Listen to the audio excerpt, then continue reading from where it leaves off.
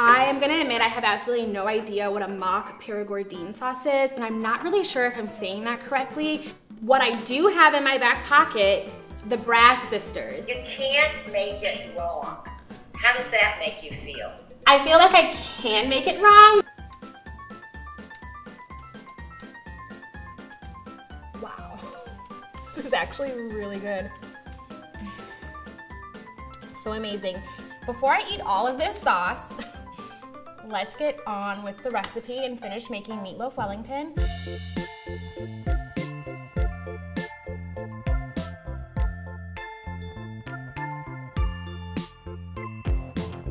We're gonna start off by lightly beating 1 egg. Growing up, I never had a whisk in the house, so I was raised to just use a fork. So feel free to just grab your fork that you have or your whisk if you wanna be fancy. We have that done. So this recipe calls for breadcrumbs, soft breadcrumbs, and just break this up.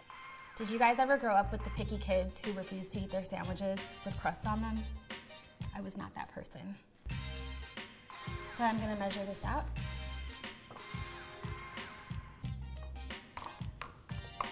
Just like that. So 1 cup, 2 cup. Next up, we need wine, yes. A little bit for the recipe, and a little bit for myself. Cheers. So I'm gonna go ahead and I'm gonna combine my egg. And it looks like I still need this cutting board for my onion. I feel like meatloaf is one of those recipes that is still a little bit modern where people grew up with it, but the Wellington aspect of it is new to me. And it says we are only going to be using 2 tablespoons of finely chopped onion. So I'm gonna start off a little conservatively so that I don't cut too much. Finely chopped, let's see how this goes. I'm gonna measure this out, 2 tablespoons. I must admit, I've never measured my onions before. I usually just go until it feels right. 1 teaspoon of salt. Bay leaves. So typically, I see recipes call for bay leaves to be used whole. However, this one calls for the bay leaves to be grounded up. So we are gonna take them. We're gonna use this cute contraption and get them down to a powdery consistency. Not use the one on the floor. Kind of messy. Smells delightful. So I'm using a 1/4 teaspoon, a really tiny one. Okay, so we have all these ingredients in here. This recipe calls for, let's see, 1.5 pounds of lean ground beef. This is 1.5 pounds, it's already been measured. When you take it out, make sure that you go a little slow so that the piece that they put in the bottom doesn't fall in there. I usually make that mistake at home, have to fish it out. And I am not wearing any jewelry because I think the best way to mix this is with your hands. So make sure that you don't have anything that could get stuff stuck in there, and let's just get down to mixing. I feel like someone would have a cooking class that was kind of like a meditation cooking class, and they would have you do this to zen out. It's something therapeutic about this. Right now, the smell is pretty good. Really, honestly, smells like hamburger meat. Keep mixing it just to make sure all of the ingredients are combined really well. And the next step, I'm gonna wash my hands really fast, and we're gonna get this into our loaf. Look at this vintage loaf pan. I love how back in the day, the dish that you used really was half of the meal. We're gonna take the meat and we're gonna put it in there.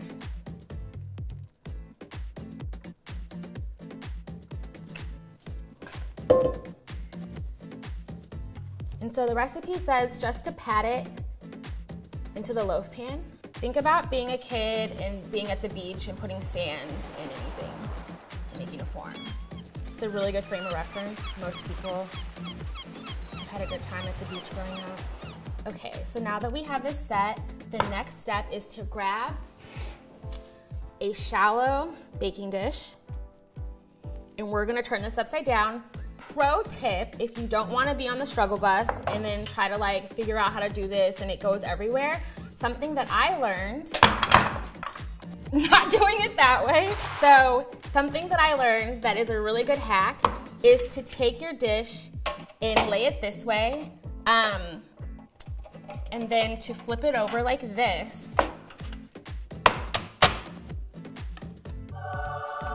And just like that, you have it on there. A few malfunctions, no big deal. We'll fix that later, you know what? But this is really what we wanted.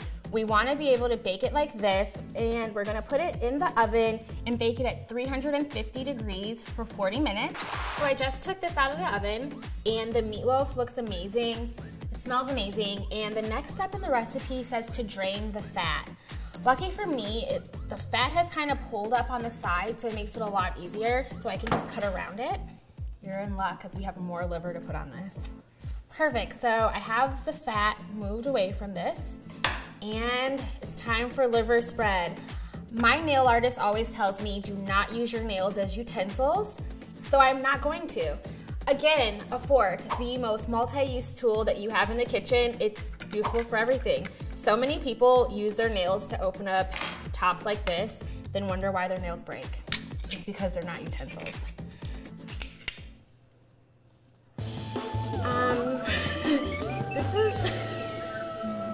This is definitely different than the raw liver.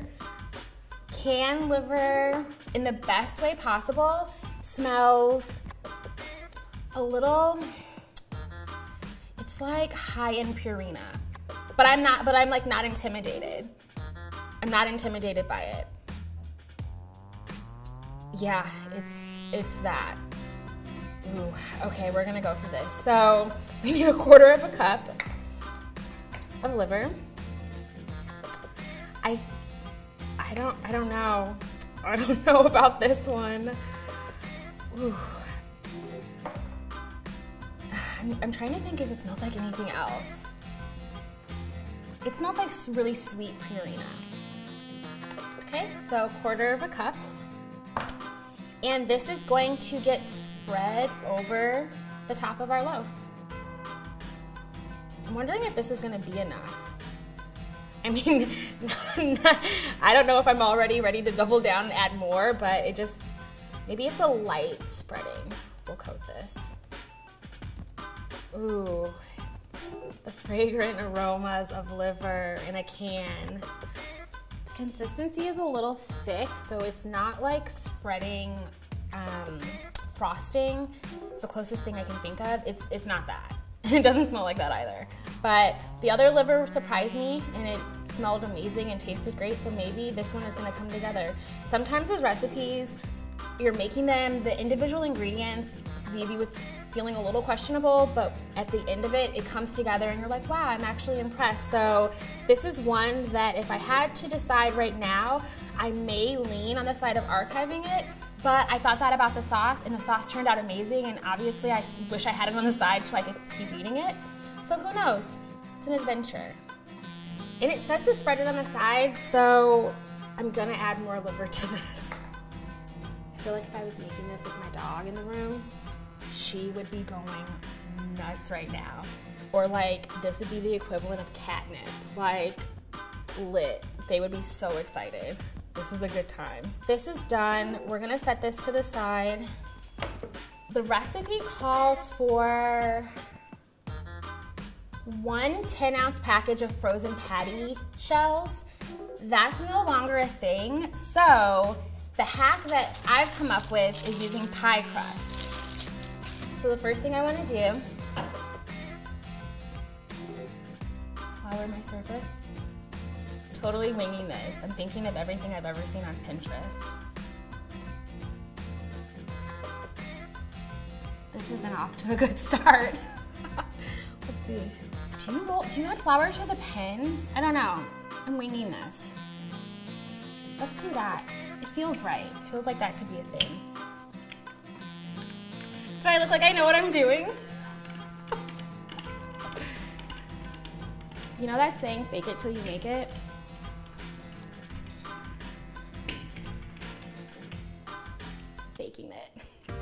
We're gonna wanna roll this out to 10 by 6 inches. This already looks way longer than 10 by 6 inches.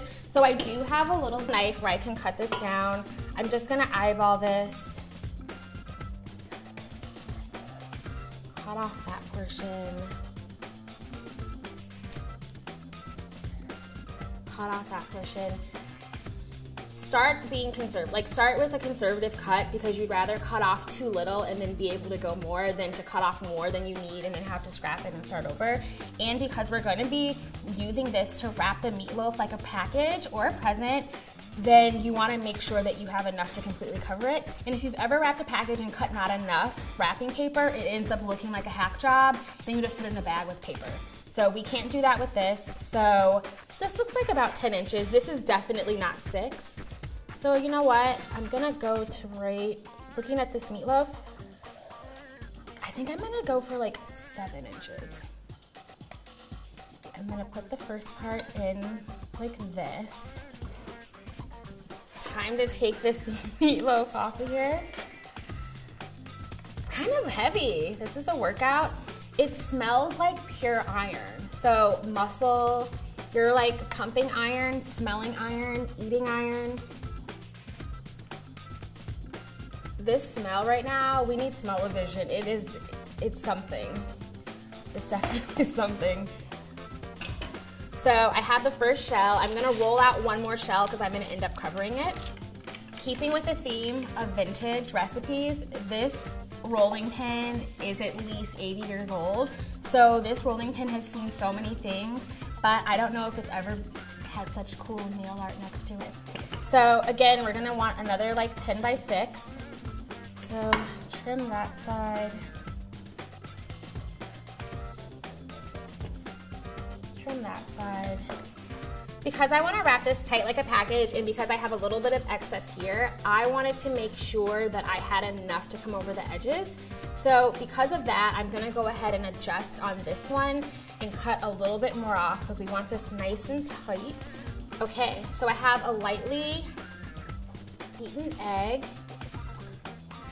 And I'm gonna use some of this. I'm gonna apply the egg on here to the pastry to help seal it. And think of just wrapping up your beautiful gift of Meatloaf Wellington, liver on liver, nice and tight. Oh, and actually, I'm gonna need even less of this. I must admit, I'm someone who just puts my gifts in reusable like bags with really nice paper because of this. Okay, so I'm gonna cut this off because it looks bootleg even to me. So we're gonna have to abort this. I was trying to make it a thing, but that's honestly, it's just way too bootleg. So nice and tight. And you can kind of go put this over and already see it's way too much. Feeling my way through this like the Brass Sisters would encourage me to do. The recipe does call for applying a little bit of egg to the top, and we're gonna use that to seal this.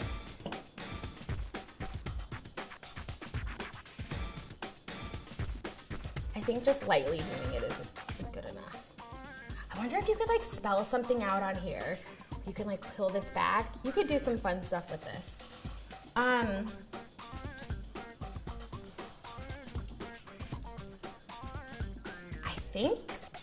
I think this is it. I think it's coming together and this is it. Making sure these are connected. I'm gonna use a little bit of egg in the spots that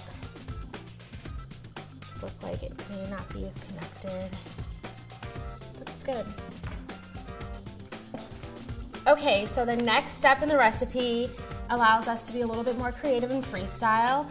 We are going to use the trimmings that are left over and make decorations. It doesn't give us any idea of what kind of decorations, so we can have some fun with this.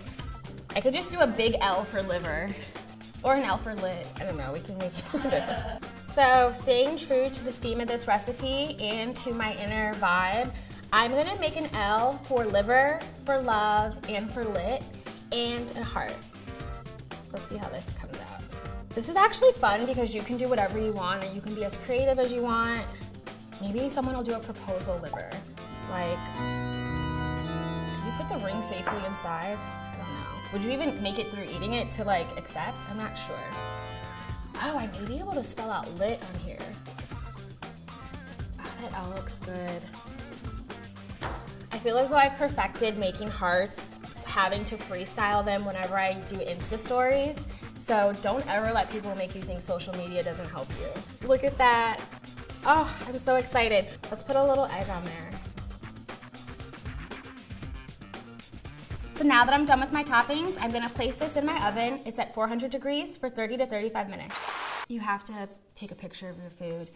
And look at how beautiful this turned out. Let me take this photo and send it over to the sisters. I know they're gonna be so proud of me, so blown away. That branch limb that they were out on for me is looking pretty sturdy. In the original recipe, they had different garnishing on there. So for me, I decided to have carrots and green beans. I'm gonna go ahead and give this a cut. It smells delicious. Oh, look at that steam.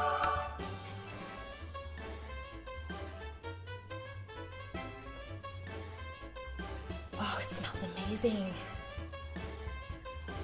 Oh look, the Brass Sisters are giving me a call. Let's see what they have to say. I can't believe how this turned out. What do you guys think? Fabulous. Wonderful.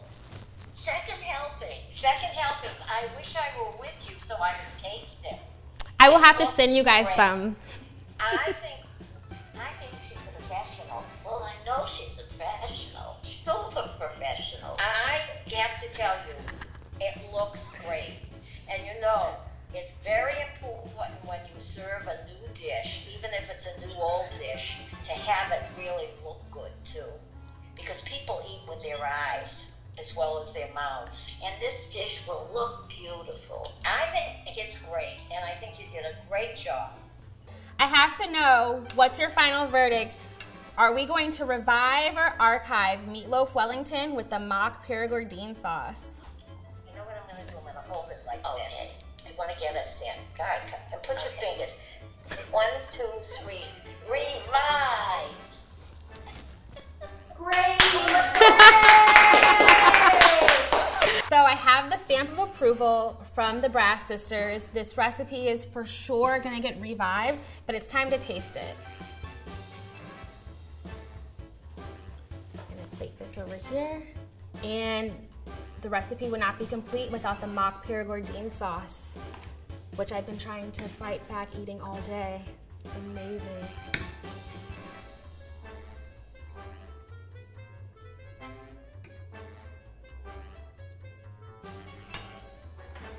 All right, it looks beautiful.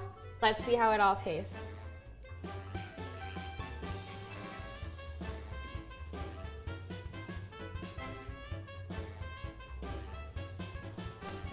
It's amazing. This is for sure revived. And it's impressive. And it's beautiful. Hands down, this is a winner. I'm a fan. Let me know what you guys think when you make this at home. I can't wait to see the art that you come up with on top. You can be so creative with this one. I wasn't really sure what to think with adding all of the liver, especially because I wasn't a huge fan of liver going into this. I think that I've been pleasantly surprised. The liver spread on the top is a little strong, so be prepared to taste some iron, but I think the mock Perigourdine sauce pairs really well with it. In addition to having the pastry, it gives it a nice flakiness to it. No longer smells like a body shop, it just smells like something amazing. The taste is on point. I think anyone would be a fan of this. As long as you like the flavor of beef, go for it. I'm sold. This is a clear winner. We're gonna revive this one.